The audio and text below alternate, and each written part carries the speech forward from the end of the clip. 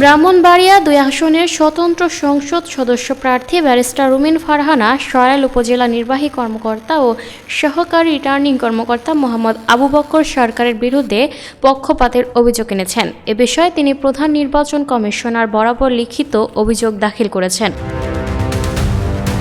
গতকাল বুধবার বিকেলে প্রধান নির্বাচন কমিশনারের কার্যালয়ে এই অভিযোগপত্র জমা দেন তিনি। লিখিত অভিযোগে ব্যারিস্টার রুমিন ফারহানা উল্লেখ করেন, ত্রয়োদশ জাতীয় সংসদ নির্বাচনকে সামনে রেখে তার নির্বাচনী এলাকার একাধিক গুরুতর অনিয়ম পরিলক্ষিত হচ্ছে। এসব অনিয়মের বিষয়ে সংশ্লিষ্ট ইউএনওর দৃষ্টি আকর্ষণ করা হলেও তিনি তা আমলে না নিয়ে বরং অসৌজন্যমূলক ও অসহযোগিতামূলক আচরণ করেছেন। অভিযোগে আরও বলা হয়, এর আগেও বিএনপি জোট সমর্থিত প্রার্থীর বিভিন্ন অনিয়ম ও নির্বাচন আচরণবিধি লঙ্ঘনের বিষয়ে বারবার তুলে ধরা হলেও ইউএনও কোনো কার্যকর ব্যবস্থা গ্রহণ করেনি, যা নিরপেক্ষ প্রশাসনের ভূমিকাকে প্রশ্নবিদ্ধ করেছে।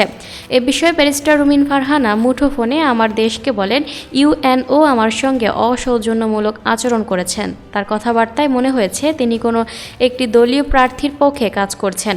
আমি সুপ্রিম কোর্টের আপিল বিভাগের একজন সিনিয়র আইনজীবী এবং একজন স্বতন্ত্র নারী প্রার্থী।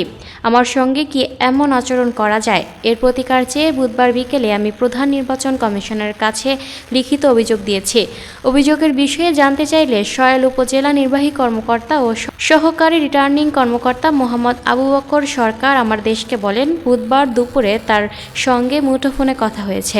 আমার পক্ষ থেকে কোনো ধরনের অসৌজন্যমূলক আচরণের ঘটনা ঘটেনি। Lucky Akter, people voice television, Dhaka.